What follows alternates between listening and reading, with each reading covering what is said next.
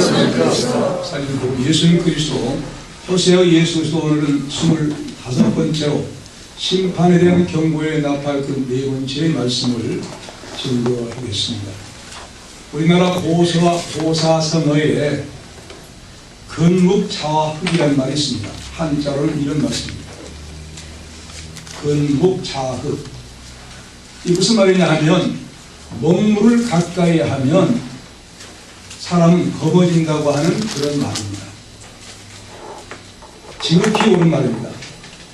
거룩한 하나님을 가까이 한 사람은 거룩한 삶을 살게 되어 있습니다. 그러나 우상을 좇고 다른 신을 좇는 사람들은, 바로 우상 숭배자들은 그 우상과 같이 음란하고 탐욕적인 죄를 짓기 마련입니다. 그러므로 사람은 무엇을 가까이 하든지 그 가까이 한 것에 대하여 영향을 받게 됩니다. 성경은 우리 하나님을 창조하실 때 하나님의 형상과 모양으로 창조하신 것을 말씀하십니다. 하나님이 자기 형상 곧 하나님 형상으로 사람을 창조하실 때 남자와 여자를 창조하시니라고 말씀하고 있습니다. 이 무슨 말씀입니까? 인간을 하나님을 닮는 사람으로 창조하셨다는 거예요. 하나님을 닮은 인간으로 창조하셨다는 거예요. 그런데 최초 인간이 이렇게 엄청난 놀라운 그 영광스러운 존재로 창조하셨음에도 불구하고 마귀의 접근을 허락해서 마귀 말을 듣고 타락하고 말았습니다. 그러므로 인해서 우리 인간들에게는 이제 하나님의 형상이 파괴되고 말았어요. 그러므로 구원은 무엇이냐? 하나님의 형상 회복입니다. 잃어버린 하나님의 형상 회복을 구원이라고 할 수 있겠습니다. 그래서 우리는 창세기 3장 15절 원시복은 예수 그리스도의 대속의 주님을 보내주신 것을 약속합니다. 그 예수 그리스도를 빌립보서 2장 5절은 너희는 이 마음을 품으라 곧 그리스도 예수의 마음이니, 예수님을 닮아감으로 말미암아 하나님의 형상을 회복하게 된다고 하는 사실을 말씀하고 있습니다. 아멘. 그래서 우리는 이제 이런 놀라운 사실을 우리에게 증거하기 위해서 대홍수 심판 이후에 특별히 셈의 자손에게 복을 주시고 그 셈의 자손이 그렇게 구원의 놀라운 역사를 계대해 가도록 말씀해 주셨지만은 아브라함의 아버지 데라 때에 가서는 우상화 되어버리고 말았습니다. 하나님의 놀라운 구원의 역사 언약이 계승되지 못하고 말았어요. 끊겨진 거예요. 그래서 그런 가운데서 우상 종교 문화 그 가정에서 아브라함을 부르신 것입니다. 아브라함을 불러서 이제 믿음의 조상이 되게 하신 것입니다. 믿음의 조상이 되게 하신다고 하는 사실은 그에게 구원의 언약을 주십니다. 구원의 복음을 주세요. 구원의 말씀을 주세요. 그래서 아브라함으로 꺼져가는 구원의 불길을 그의 자손들인 이스라엘이 만민에게 전파해야 할 귀한 선교적 사명을 그들에게 주십니다. 그래서 그들을 선택받은 민족 백성이라고 이렇게 일컫습니다. 이 언약 백성이라고 해서 구원의 언약을 이어갈 백성이라는 거예요. 구원의 언약을 이루기 위해서 특별히 모세를 통해서 시내산에서 말씀을 주십니다. 그 가운데 모세의 경우는 너무나도 유명한 하나님의 말씀을 주시죠. 그래서 이스라엘 백성들을 하나님의 놀라운 권능으로 출애굽 있는 동안에, 그래서 그 동안에 죄의 종살이, 그들에게 애굽왕의 종살이 하면서 그 가운데서 구원해 주십니다. 그러므로 그들에게 구원이 무엇인가를 고난 속에서 체험하게 하십니다. 그러므로 그들의 출애굽을 통해서 예수 그리스도의 십자가의 고난과 그 구원을, 부활의 영광을 체험하게 하십니다. 그런 다음에 또 광야의 길을 걸어서 어디까지 오면 홍해까지 나옵니다. 보니까 뒤를 쫓아온 그 애굽의 군사들, 앞에는 홍해, 진퇴양난이요. 그런 가운데서 놀라운 기적적인 역사를 베풀어 주십니다. 신안 앞바다에서 바다 갈라진 것은 모세의 기적, 그런 기적이 아니에요. 자연스러운 이제 이 물밀과 썰밀의 영향으로 온 것이지 홍해와 같은 기적은 전혀 아닌 거예요. 홍해는 깊은 바다예요. 그 깊은 바다가 갈라져서 갈라졌을 때 어떻게 이제 바람을 통해서 갈라지게 하셨지만 또 밑으로는 산의 흙을 무너뜨려서 길을 높여주신 거예요. 그런 가운데 뒤에는 애굽 군사, 그리고 이제 주의 사자는 이스라엘 백성들, 앞에는 이스라엘 백성, 뒤에는 애굽 군사, 그 중간에 서서 그들에게 이스라엘 백성들은 밝은 불기둥으로, 그리고 이스라엘과 애굽 군사 가운데는 구름기둥 깜깜하게 만들어서 이스라엘 백성들이 건넌 다음에는 물을 합쳐버리는 거예요. 주의 사자가, 여호와의 사자가 함께 하시는 거예요. 이런 놀라운 사실을 뭐라고 말씀하고 있느냐? 이스라엘 백성들이 홍해에서 세를 받았다고 그렇게 말합니다. 세례가 뭡니까? 물속에 들어가는 거예요. 물속에 들어가면 어때요? 죽수요. 죽지. 뭘 의미하겠어요? 십자가의 죽음과 부활을 또 체험케 하십니다. 그토록 하나님께서 이스라엘 백성들을 사랑하여 주셔서 그들에게 즐거운 원시 복음의 놀라운 역사는 그대로 계승되어집니다. 십자가의 죽으심과 부활, 이 사실은 무엇을 의미하겠습니까? 옛사람이 그리스도와 함께 죽고 그리스도와 함께 부활해 주니까 함께 사는 놀라운 그 역사를 체험케 하신 구원의 역사를 이스라엘 백성들에게 베풀어 주신 거예요. 그래서 모세는 이스라엘 백성들이 어떤 말씀을 하셨어요? 신명기 33장 29절에 이스라엘이여 너는 행복자로다. 여호와의 권을 너같이 얻은 백성이 누구뇨라고 외친 거예요. 그러나 세월이 흘러서 호세아 선지자 활동 시대에는 그 시대 이스라엘 백성들 어떤 상황이었습니까? 그들이 하나님이 아닌 다른 신, 우상을 섬긴 죄악으로 말미암아 심판의 날이 임박했다는 사실을 호세아를 통해서 증거하게 하십니다. 하나님께서는 호세아 선지자를 통해서 이스라엘 백성이 우상 숭배에 빠져버린 그들을 반드시 심판하시겠다고 선포합니다. 10절입니다. 같이 다시 읽겠습니다. 읽읍시다. 옛적에 이스라엘 만나기를 광야에서 포도를 만나는 같이 하였습니다. 너희 열조 보리를 무화과 나무에서 처음 맺힌 첫 열매를 보는 같이 하였고 저희가 바알볼에 가서 부끄러운 우상에게 몸을 드림으로 저희의 사랑하는 우상같이 하여 줬도다. 이 오문을 제가 다시 번역하면 나는 광야에서의 포도처럼 이스라엘을 만났으며 나는 무화과 나무에서 처음 익은 열매같이 너희들의 조상들을 보았다. 그들이 바알볼에 가서 그 우상에게 자신을 드렸으니 그들이 사랑하는 것을 따라 우상들이 되어버렸구나. 그런 말씀입니다. 그 앞에 하신 말씀은, 이스라엘 백성들 하신 말씀은 이스라엘 백성들 에브라임 특별히 이스라엘의 파수꾼 선자로 세우셨다는 거예요. 그런데 그 선자로 세움을 받고 파수꾼으로 세움을 받았으면 적군이 오는 것을 미리 보고 알리고 이스라엘 백성들이 깨우쳐야 할 선지자적 사명을 감당해야 되는데 오히려 그들이 백성들의 영혼들을 죽이는 그런 올 사냥꾼이 되어서 올무를 쳐가지고 많은 영혼들을 죽이게 하는 그런 사냥꾼이 되어버렸다고 하는 사실을 한탄하면서 말씀하고 있습니다. 바로 파수꾼의 사명, 그들이 감당해야 할 사명 내가 던져버리고 모든 영혼들의 덫을 놓아서 죽게 하는, 멸망하게 하는, 그런데 앞장선 것이 바로 에브라임 깃발라고 하는 사실을 신랄하게 지적합니다. 그건 바로 무엇을 의미하겠습니까? 여호와를 버리고 바알을 그들의 하나님으로 섬기는 그런 이제 역사로 말미암아 이렇게 지적합니다. 바알을 왜 그들이 섬겼느냐? 바알이 풍요의 신이라는 거예요. 우르지택을 바알이 내려준다는 거예요. 모든 생물을, 모든 식물을, 모든 사람들을 생산케 하는 생산의 신이라는 거예요. 이렇게 바알을 섬긴 거예요. 분명히 바알이 아무런 능력이 없는 그런 역사를 언제 나타나 보였습니까? 이미 엘리야 선지자 때 보여줬습니다. 그들의 역사에 가장 우상을 많이 섬긴 그때에 엘리야 선지자를 통해서 톡톡하게 체험케 해서 아무 소용없구나. 바알은 헛된 것이구나. 아주 잘못된 거짓신이구나.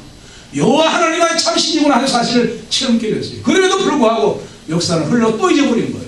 그리고 바알로 또 가버린 거예요. 그들은 이제 출애굽할 때 출애굽의 놀라운 역사는요, 이 어떤 나라 역사도 없는 오직 이스라엘 백성들이 유일무이하게 구원의 하나님을 체험토록 하신 그런 역사입니다. 그래서 또 홍해를 건널 때도 역시 함께 해주셔서 여호와의 눈동자같이, 하나님의 눈동자같이 이스라엘 백성을 지켜주셨다고 말씀하고 있습니다. 그때를 회상하면서 하나님께서 뭐라고 말씀하십니까? 이스라엘을 얼마나 사랑하셨는지 자기 백성 그 자체만으로 사랑을 베푸신 여호와 하나님이셨습니다. 그런 사실을 뭐라고 합니까? 광야의 포도나무, 포도송이 광야의 무화과나무같이 사랑하셨다고 이렇게 말씀하고 있습니다. 여러분, 광야에는 나무가 자랄 수 없는 거예요. 자풀이 좀 자랄 뿐 나무가 자랄 수가 없어요. 근데 그 광야에서 포도송이 그리고 무화과나무, 어떻게 무화과나무가 광야에서 나올 수 있습니까? 없습니다. 그만큼 광야에서 포도송이나 무화과나무 열매가 있다고 하면 대단한 겁니다. 그렇게 이스라엘 백성들을 향한 그 첫사랑, 민족을 향한 첫사랑을 하나님께서 그렇게 고백하십니다. 너희들을 광야에서 포도송이처럼. 얼마나 광야에서 반갑겠습니까? 아무것도 나지 않은 광야에서 포도송이처럼, 무화과 열매처럼 그렇게 너희를 고귀하게, 애지중지하며 존귀하게 사랑의 대상이 되었다고 하는 첫사랑을 그렇게 고백한 겁니다. 민족적으로는 하나님께서 첫사랑을 그 광야에서 했다는 사실을 고백한 거예요. 원문의 개혁성경처럼 예적이라는 말은 없어요. 그런데 이제 문장을 모아서 과거에 일어났던 얘기이기 때문에 설명하기 쉽게 예적이라는 말을 번역해서 그냥 붙여버린 거예요. 그런데 여호와 하나님께서 아브라함을 부르셔서 놀라운 구원의 역사를 이제 헷불 언약을 통해서 더 확실하게 이루어져 나가게 하십니다. 그에게는 말씀을 주시고 그 말씀이 이루어진 그때는 그의 손자 야곱 때 그리고 중손자들 때에 확실하게 헷불 언약을 통해서 구원이 무엇인가를 이루어 나가도록 하게 하신 것입니다. 그런 가운데서 이제 애굽의 종의 생활, 나그네 생활 가운데 구원하십니다. 반드시 하나님께서 놀랍게 예수님의 십자가의 죽으심과 부활을 체험토록 확실하게 민족적인 그런 역사가 이루어집니다. 그러므로 그 역사를 통해서 이제 하나님께서 얼마나 우리 이 이스라엘 민족을 통해서 앞으로 모든 민족들이 어떤 구원을 받도록 하실 것이냐, 그 예표적으로 그들에게 허락하신 것입니다. 그럼에도 불구하고 이스라엘 광야에서 바로 포도나무 같고 저기 무화과 열매 같다고 그렇게 했는데 그건 뭘 말하겠습니까? 그만큼 기쁨의 대상, 사랑의 대상이었다. 너희는 그렇게 사랑했다. 근데 지금 뭐냐요? 호세아 선지자 당시에 지금은 전혀 하나님의 사랑의 대상이 되지 않고 오히려 하나님이 정말로 처음부터서 나 외에 다른 신이 없느니라, 만들지 말라, 섬기지 말라, 그렇게도 강력하게 주장했음에도 불구하고 다른 신, 우상, 바알을 섬기고 있었던 거예요. 이스라엘 백성들에게 조상으로부터 큰 구원을 그렇게 베풀었지만 광야에서 바로 바알 우상을 섬깁니다. 바알이라고 한 말은요, 주인, 남편, 그런 뜻입니다. 그런 뜻이에요. 우리 하나님께서는 호세아서에 뭐라고 합니까? 나는 너희들의 남편이다. 여러분, 요한계시록에 예수님이 어떤 분으로 오십니까? 신랑으로. 교회는 신령한 그의 아내의 공동체, 교회는 그의 신령한 아내의 사랑받는 공동체로 이제 하나님 나라에서 결혼의 아름다운 그런 역사를 이루어 주신다는 말씀을 하고 있습니다. 하나님과의 관계를 그렇게 설명해요. 때로는 자녀관계, 넌 내 자녀다. 그리고 아가서는 통해서 뭐라고 합니까? 너희는 내 애인이다. 호세아서를 통해서 내 사랑하는 아내다. 그토록 그렇게 사랑하신 대상이 누구? 이스라엘. 그럼에도 불구하고 여호와 하나님 그 남편을 떠나버린 거예요. 그리고 다른 남편, 다른 신, 바알이 나의 주인, 나의 주여, 나의 남편이라고 고백한 그런 엉뚱한 죄악을 범하고 있었던 것입니다. 그래서 그렇게 이제 바알을 섬긴 것이 몸을 들였다는 것이 헌신했다는 거예요. 그런 말씀을 한글 개혁에서는 저희가 바알 부월에 가서 부끄러운 우상에 몸을 들임으로 저희의 사랑 우상같이 가증하여 줬도다. 개혁 개정도 똑같이 번역을 합니다. 바른 성경에는 그들이 바알 부월에 가서 그 부끄러운 것에 몸을 들여서 그들이 사랑하는 우상처럼 자신도 혐오스럽게 되었다. 이렇게 번역합니다. 그러나 제가 다시 번역한 것은 그들이 바알 부월에게 가서 그 우상에게 자신을 드렸으니 그들이 사랑하는 것을 따라 우상들이 되어버렸구나. 그런 말씀입니다. 원문대로 번역한 거예요. 이 바알 부월이라, 바알 부월이라는 말은 부월은 지방을 의미합니다. 에돔에 있는 지역을 의미해요. 에돔에 있는 부월이라고 하는 그 지역에 바알을 섬기는 신당이 있는 것을 바알 부월이라고 그렇게 표기하고 있습니다. 그러므로 그 부끄러운 우상에 가서 몸을 들였다는 거예요. 다른 번역서는 혐오스럽게 되었다. 우상 번역 혐오스럽게 되었다. 이렇게 표현하고 있습니다. 그래서 이스라엘 우상같이 자신도 혐오스러운 가증한 존재가 되었다고 그렇게 말합니다. 그러나 원문들의 번역은 그냥 혐오스럽게 될 정도가 아닙니다. 그들이 우상신이 되어버렸다는 거예요. 바알들이 되어버렸다는 거예요. 무슨 말이에요? 바알에게 몸을 들였으니까 이건 이제 영적 간음하는 행위를 의미하고 있어요. 부부는 일체가 아닙니까? 바알과 일체가 됐다고 했으니까 그들도 바알이 되어버린 거예요. 자신들의 우상 자체가 되어버린 거예요. 남편 바알과 함께 살았으니까 아내도 바알이 되어버린 거예요. 여러분 부부가 오래 살다 보면 어쩐다고 해요? 닮아간다고 그러잖아요. 닮아버린 거예요. 그러므로 그냥 바알을 섬김으로 가증스럽게 되었다고 한 것이 아니고 너희들이 그 존재가 되었다는 거예요. 사람들이 죽을 때 뭐라고 써서 나타내버립니까? 뭐라고? 신이라고 해요. 뭐가 됐다는 거예요? 전부 귀신들이 됐다는 거예요. 절대 귀신이 될 수가 없습니다. 여러분 팥 심은데 콩 나요? 뭐가 나요? 팥 나요. 사람의 영혼이 사람이에요. 귀신은 타락한 천사들의 존재, 그 귀신들입니다. 죽어서 귀신 될 수가 없는 거예요. 그런데 귀신 되었다. 신위. 이것이 바로 사람들이 원하는 거예요. 귀신 되기를 원하는 거예요. 그러나 귀신 될 수가 없는 거예요. 이스라엘 백성들이 그렇게 타락한 거예요. 바알과 한 바알을 나의 주님으로 나의 신앙으로 맞이했으니까 나도 바알의 신부, 나도 바알이다. 그 자체가 우상화예요. 이것이 어디서부터 시작한 겁니까? 에덴 동산에서 마귀가 너 하나님까지 될 수 있다. 그리고 그 역사가 또 어디서 또 구현됩니까? 창세기 11장 8절답사 우리 이름을 내자 신격화. 이 역사가 지금도 이스라엘 백성들에게 계속 사탄의 역사가 흐르고 있었던 거예요. 그래서 그들은 바알 하나님을 나의 하나님 주어진 섬긴 것이 아니라 바알이 나의 주 나의 남편이라고. 얼마나 하나님 보실 때 광야의 포도처럼 보가처럼 그렇게 첫사랑으로 그들을 대해주셨는데 정말로 하나님께서 얼마나 하나님 슬프게 한 타락이 바로 그들에게 이제 되어버린 것이 이스라엘 백성들의 정체성이 되어버리고 말았습니다. 우상에 빠진 이스라엘을 심판하셨다는 거예요. 11절 13절 같이 읽다 시작.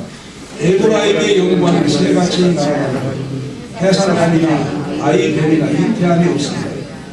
저희가 자식을 기를지라도 내가 그 자식을 없이 하여 한 사람도 남기지 않을 것이다.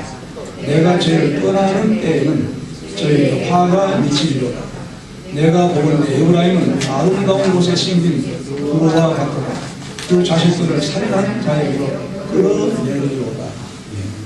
이 원문을 다시 번역하면 11절 에브라임은 그들의 영광이 해산하니나 임신이나 잉태로부터 새같이 날아가니 12절 비록 그들이 자식들을 기를지라도 내가 사람에게서 그들 자식들을 빼앗으리라. 분명히 내가 그들에게서 떠나는 때에 그들에게 화가 있으리라. 13절 에브라임은 즐거운 곳에 심겨진 두로에게서 내가 본 것 같으나 에브라임은 그의 자식들을 살인하고 있는 자에게로 이끌어 가리라. 그런 말씀입니다. 하나님께서 이스라엘 백성들을 가장 기쁨의 대상으로 하나님의 선민으로 하나님이 택하신 그런 기쁨의 대상이었어요. 그런데 그 남편 되신 하나님을 버리고 다른 신 바알을 새 남편 우상으로 섬긴 그런 죄악에 빠져버리고 만 겁니다. 그렇다고 하면 오늘 이 말씀에서 그들의 영광이를 말씀합니다. 그들의 영광이 무엇이겠습니까? 그들에게 영광이었던 것은 하나님 자신이 그들의 영광이었어. 그리고 하나님께서 그에게 언약하신 말씀들이 성취되는 그 세계, 하나님께서 주시는 은혜와 복, 은사들이 하나님의 영광인 줄로 믿습니다. 그 영광에서 벗어나 버리고 만 거예요. 하나고 만 겁니다. 에브라임의 영광이 새처럼 속히 날아가 버리면서 어떤 역사가 이루어지느냐? 잉태할 때 혹은 해산할 때, 자기들이 자랄 때 제대로 잉태하거나 자라거나 출산하거나 이런 일이 있을 수가 없게 되어버린 거예요. 왜? 그런 역사를 바알이 그렇게 해준다고 믿었기 때문에. 자, 봐라. 바알이 그렇게 해준다고 하면 계속할 것이 아니겠어요? 계속 그들에게 풍성하고 생육 번성 놀라운 역사 이루어질 것 아닙니까? 못하게 하신 거예요. 왜? 어떤 때처럼 엘리야 때 바알을 그렇게 섬기니까 바알이 비를 내려준다고 그렇게 생각하니까 비를 내주지 말라고 기도해서 기도한 것처럼 그 같은 맥락으로 그런 역사가 이루어진 거예요. 새같이 날아갈 것이다. 너희들이 아무리 자녀를 낳고 그들의 자녀가 잘 자란다 할지라도 하나님께서 어떤 역사해 주시느냐? 바로 그들에게 환난, 재앙, 기근으로 잘 자라지 못하게 역사하신다. 하나님께서 그렇게 역사하십니다. 그러므로 하나님의 영광을 떠날 때 그 영광이 얼마나 존귀했던가를 깨닫도록 역사하신 거예요. 왜 그렇게 하셨다는 거예요? 그들의 모든 생사화복이 바알로부터 온 것이라고 믿었기 때문에. 그러냐? 절대 그럴 수 없지 하고 제한시켜버립니다. 인간의 생사화복 바알의 주장이 아니야. 바알이 빌어줘서 농사가 아니라는 거예요. 바알이 너희들에게 살게 하신 게 아니라는 거예요. 그런 것을 확실하게 증거하기 위해서 하나님께서 심판하시겠다. 하나님 심판을 너희들이 막을 수, 바알을 섬긴 너희들이 막을 수 있느냐? 막을 수가 없지.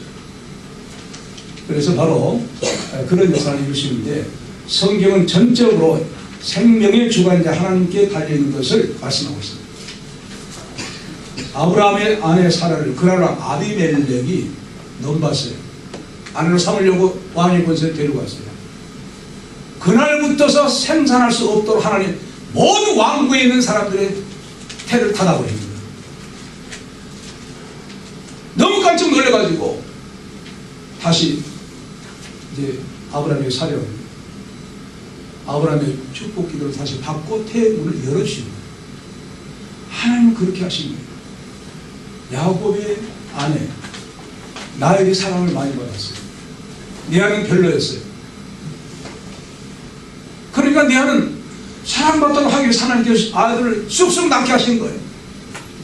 질투한 나의 야곱 남편에게 원망을 하고 왜 나한테는 아들을 낳지 못하게 하냐고. 그리고 야곱이 가만히 있겠어요? 내가 하나님이 간데 자녀를 낳고 말고 할 수 있는 권한이 내게 있는 줄로 착각하지 말라. 하나님이 하신 일이라는 거예요. 확실하게 하나님을 증거하는 거예요.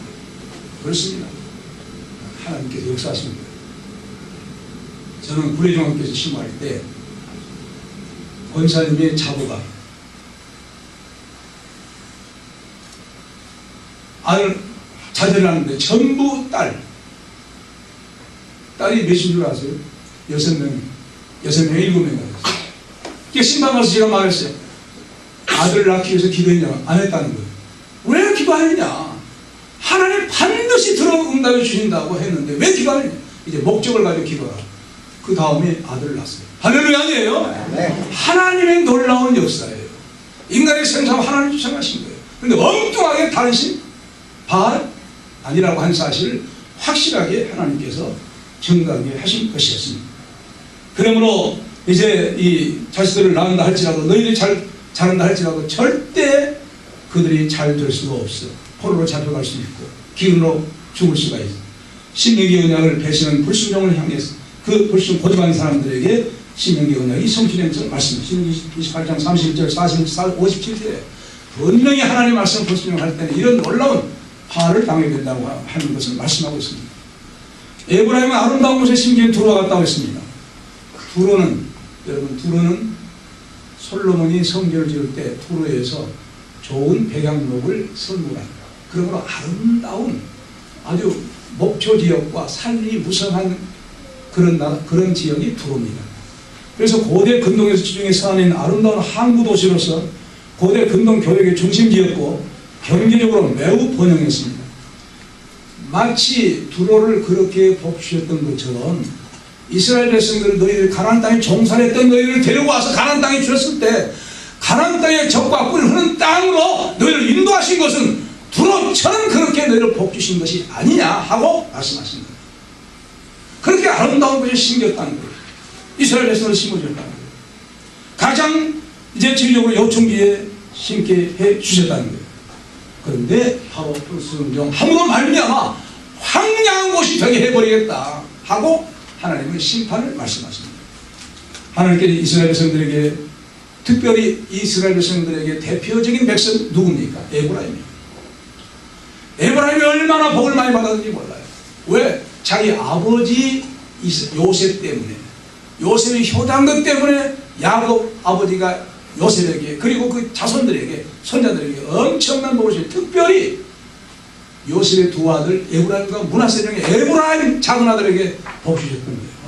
그 말씀대로 이루어져서 에브라임이 복을 받아서 에브라임이 그런 이스라엘 하고 대변인 노릇할 수 있는 그렇게 복을 주셨다고 하는 사실은 왜 복을 주셨느냐? 너희들이 파수꾼의 사명 감당해, 선지자 사명 감당해. 하나님의 언약의 말씀, 아브라함과 이삭과 야곱으로 주어진 말씀을 구원의 놀라운 그 언약을 계대해 나가. 잘 가르쳐. 이스라엘 백성들에게 범죄하지 않도록 너희들 선지자를 독통히 하라는 그런 의미로 주신 복인 줄로 믿으시기 바랍니다. 이 귀한 복을 받았음에도 불구하고 오히려 타락하고 만 거예요. 그래서 호세아가 어떤 기도를 하냐? 14절 시작. 여호와여 저에게 주소서 무엇을 주시려나이까? 청컨대 배지 못하는 자와 저없는 유방을 주시옵소서. 이 원문 다시 번역하면 여호와여 그들에게 주시옵소서. 주께서는 무엇을 주시렵니까? 그들에게 불이 많은 태와 젖이 마른 유방들을 주시옵소서. 이 기도를 한 거예요. 호세아가 이스라엘 백성들이 아이를 잘 낳고 잘 되고 그러면은 바알이 그렇게 착각을 하고 사니까 여호와여 이스라엘 백성들에게 이제 어떤 기도를 들어달라고 합니까? 무엇을 주시렵니까? 그들에게 불이 많은 태를 주옵소서. 아이를 잉태하지 못하게 해줬어.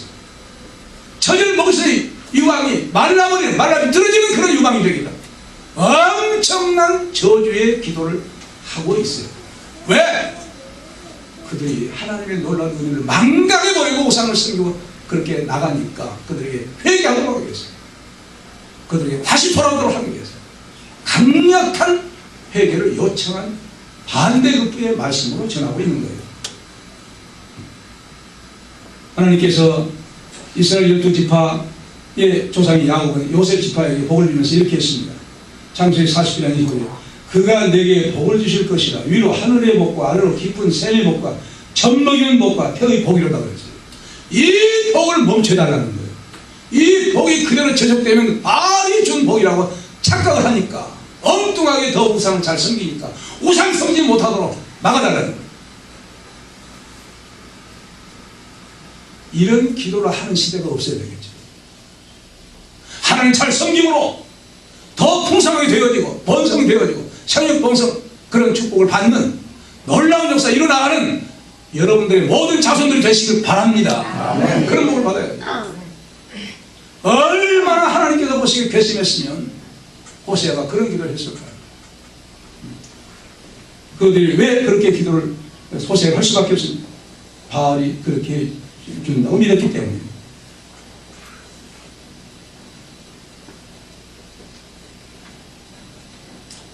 그래서 심판이 하나님 공의 심판이 내릴 것을 강력히 호소하는 거예요.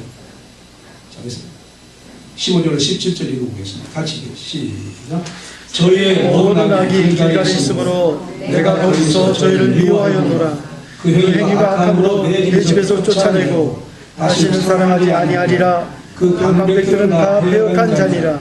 에브라임이 짐을 입고 뿌리가 말라 다시 맺지 못하나니 비록 아이를 낳을지라도 내가 그 사랑하는 죄의 열매를 죽이리라. 저희가 듣지 아니함으로 내 하나님이 죄를 버리시니 저희가 여호와 가운데 유리한 자가 되리라. 여기까지. 이 오면을 번역하면 15절 그들의 모든 악이 길갈에 있으니 진실로 혹은 확실하게 거기서 내가 그들을 미워하였으며 그들의 행위가 악함으로 내 집에서 내가 그들을 쫓아내고 내가 다시 그들을 사랑하지 아니하리라.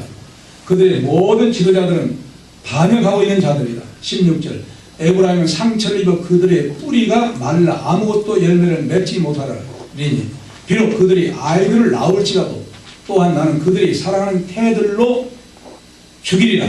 태들을 죽이라. 17절 나의 하나님께서는 그들을 버리시니 이는 그들이 그에게 순종하지 않았기 때문이다. 그들이 민족들 가운데 방랑하는 자들이 되리라. 그런 말씀입니다. 한글 개혁성경에는 15절에 저의 모든 악이 길갈에 있으므로 내가 거기서 저를 미워하노라 이렇게 번역했어요. 그런데 문법대로는 그게 아니고 확실하게 진실로 그들의 모든 악이 길갈에 있으니 진실로 거기서 내가 그들을 미워하였으며 그런 번역입니다. 이 길갈은 왜 길갈이 여기서 나왔냐면 이스라엘 백성들이 우상 숭배의 엄청난 잘못된 장소가 되어버린 거예요. 모든 종류의 죄악을 길갈에서 행하고 있었어요. 자, 그런데 악의 중심지가 길갈이었다. 그래서 길갈을 말합니다. 그런데 길갈은 역사적으로 어떤 곳이었느냐? 바로 처음에 이스라엘 백성들이 출애굽해가지고 가나안에 입성할 때 요단강을 건넌 다음에 하나님께서 이렇게 인도하셨다 하고 장막을 치고 기념비를 세운 것이에요. 하나님이 여기까지 이렇게 인도하셨다 감사해서 기념비를 세운 장소예요. 그러므로 이스라엘 백성들은 어떤 장소입니까? 정말로 그들이 순례해야 할 성소라고 할 수가 있겠어요. 그렇게 하나님께 감격적이고 하나님 앞에 감사하면서 기둥을 세우면서 기념비를 세워서 우리는 잊을 수가 없는 놀라운 기념비를 세운 장소인데 그것을 무엇으로 삼아버렸다는 거예요? 바알신을 섬기는 우상의 전가 뿐만 아니라 모든 잡종교와 악을 행하는 악의 종합 전시장이 되어버리고 말았다는 거예요. 그러므로 길갈은 더 이상 하나님을 기념하는 장소가 될 수가 없었어요. 베드로가 함께 우상숭배 대표적인 장소를 변해버렸던 거예요. 백성들을 이제 제사 하나님께서 그들은 어떤 가운데 이런 죄악을 범했느냐? 그들은 하나님을 섬긴다고 하면서 각 종교 우상들을 혼합시켜버린 거예요.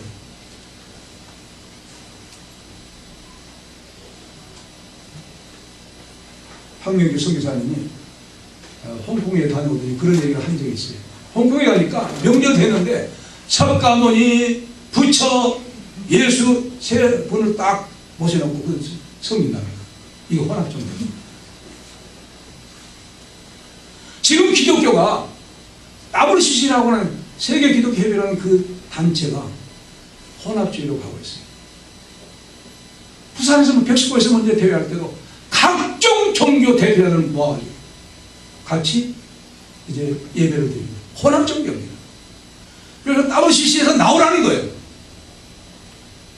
저는 신학교 다닐 때부터 WCC와 관계없는 교단 지금까지 견지하고 있어요.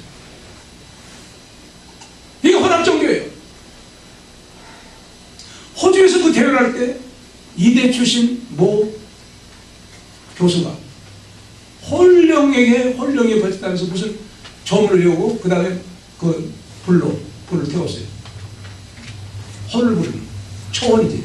이게 WCC가 집회할 때 그런 일이 있었던 거예요. 혼합종교입니다. 이 혼합종교가 지금도 계속해서 기독교를 침범하고 있어요. 무서운 일입니다. 타락한 일입니다. 범죄입니다. 이 혼합종교가 길갈에서 행해지고 있던 거예요. 그러므로 모든 악행들이 길갈의 집합 장소가 되어서 죄를 범하게 되었습니다. 혼합종교의 집산지가 되었어요. 그리고 하나님께서 그 제사를 받으시겠다는 말이에요. 그들은 하나님도 거기 섞여 있으니까 우리가 제사 드리면 하나님도 받으실 것이다. 그리고 다른 신도 받을 것이다 하고 생각하는 거예요. 하나님께서 감히 우상과 함께 다른 신과 함께 제사 드린 그 제사 하나님 받으시겠어요? 나 외에 다른 신이 없느니라. 할렐루야. 나 외에 다른 신이 없느니라고 그렇게 주장하고 계신 여호와 하나님, 이스라엘 성경을 통해 주셨음에도 불구하고 다른 신들을 섬기고 죄악입니다. 그래서 심판을 하시겠다는 거예요. 이제 신명기서만 봐도 제가 조사를 해봤어요. 나 외에 다른 신을 섬기지 말라라는 그 요지의 말씀들이 16번이나 기록되어 있어요. 아, 놀라워요. 그런 그 신명기서를 어디다 뒀냐고 말이에요. 그런 모세오경을 어디다 더 던져버렸냐고 말이에요. 그들은 그렇게 그 말씀을 버리고 타락하고 말았습니다. 그러니까 하나님께서 미워하실 수밖에 없죠. 그래서 거기서 그들을 미워했다고 했습니다. 미워했다고 하는 말은요, 계속해서 미워하고 있는 것이 계속 되어 있다고 하는 사실을 말씀하고 있는 거예요. 놀라운 사실입니다. 그리고 내 집에서 쫓아내버렸어요. 내 집이란 말은 어떤 의미냐? 이제 가나안 땅을 의미한 것이라고 볼 수가 있겠으면, 그러나 엄밀하게 따져본다고 하면 하나님의 백성들이 그 하나님의 기업이거든요. 생각해 보세요. 우리의 자녀는 부모의 기업입니다. 또 자녀 역시 기업이 뭡니까? 부모가 기업이에요. 부모가 없으면 고난당하잖아요. 하나님은 이스라엘 백성들이 나의 기업이라고 했고, 이스라엘 백성들의 기업은 무엇이냐? 하나님이에요. 우리의 기업은 무엇입니까? 하나님과 그의 영원한 나라인 줄로 믿으시기 바랍니다. 이런 하나님의 놀라운 복된 역사를 저버린 것이 당시 호세아 당시 이스라엘 민족 우상신을 섬겼던 그들의 타락한 양상이었어요. 그래서 그 하나님의 집의 기업을 박탈당하는 거예요. 기업을 박탈당하는 거예요. 그 내 집, 하나님 통치하는 집에서 너희는 벗어나. 너희는 나와 상관없어.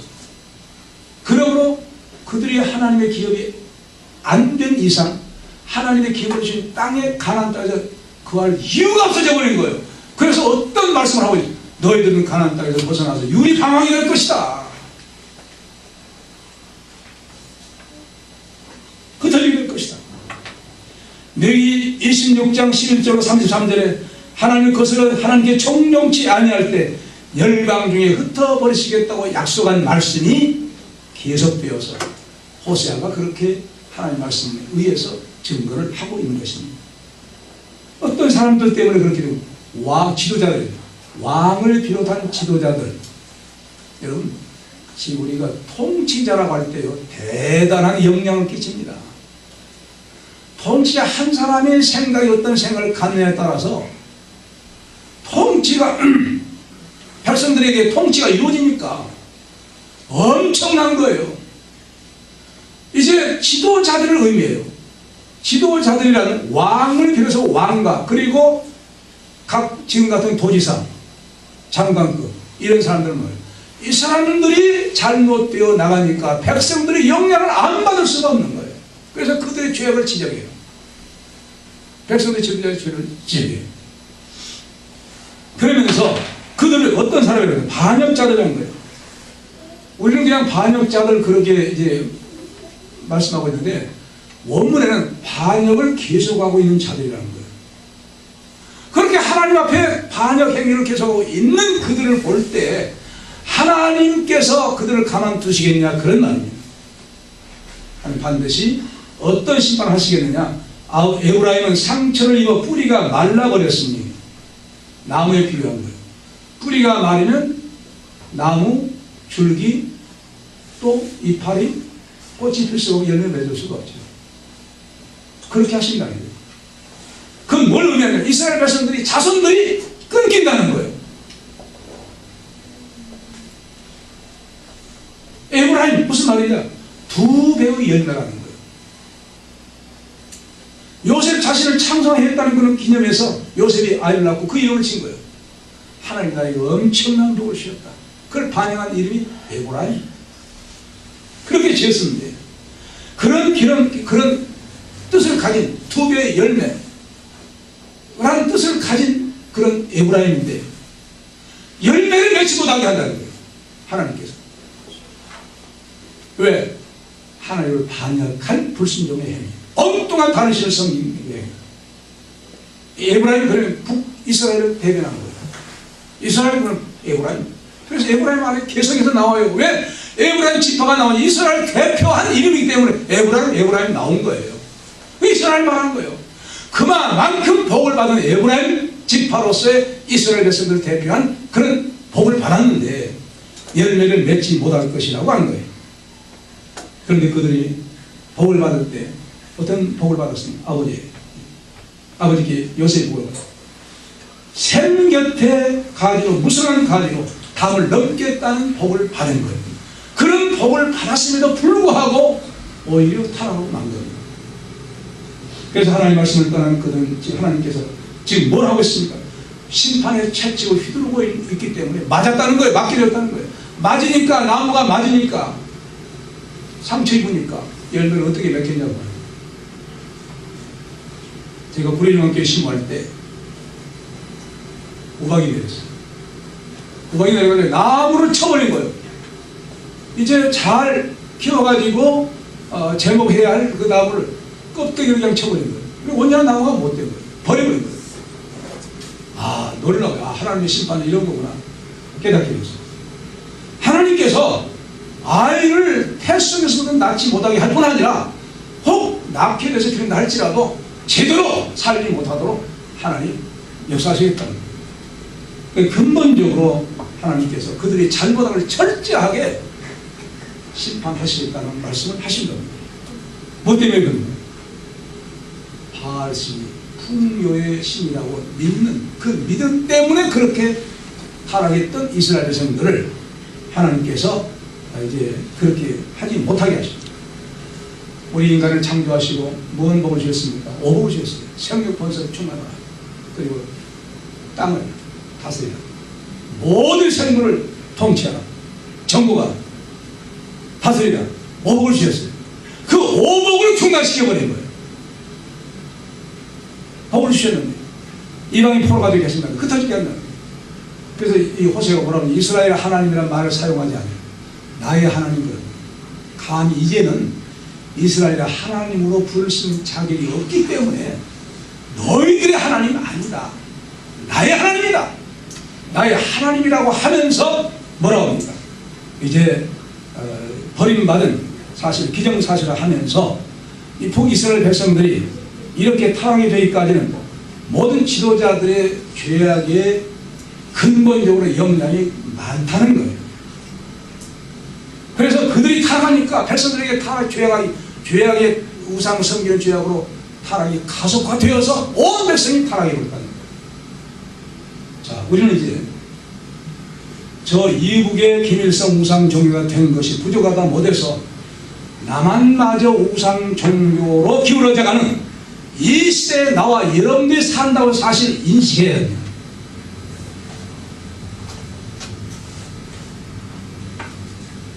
이 사실 명심하고 우리 크리스찬들은 남과 북이 하나님의 심판받을 죄악을 막지 못한 책임을 통감하면서 철저하게 내 자신부터 회개하면서 남북이 처해있는 이 나라 이 민족입니다. 어저께 기독교인들이 방언 대회에서 많은 사람들이 모여서 국기를 가리고 왜? 이런 사실을 직시하고 있기 때문에 계속해서 3.1절날 또 그렇게 집회를 한다는 거예요. 기독교 집회를 한다는 거예요. 이제는 기독교인들이 못 참겠다는 거예요. 나라가 기울어지고 있다는 거예요.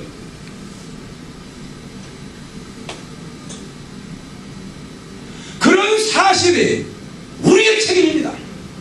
우리가 잘못 믿었어. 우리가 얼마나 말씀대로 살지 못한 죄가 우리도 역시 공범 죄를 범하고 있는 거입니다. 그러므로 우리 자신이 철저하게 회개하면서 이 나라를 살릴 수 있는 제사장의 삶, 중보기도 대한민국을 살리는 나와 여러분들이 주역들이 되시기 바랍니다. 아멘. 통성으로 기다 주여 부르면서 기도하겠습니다. 주여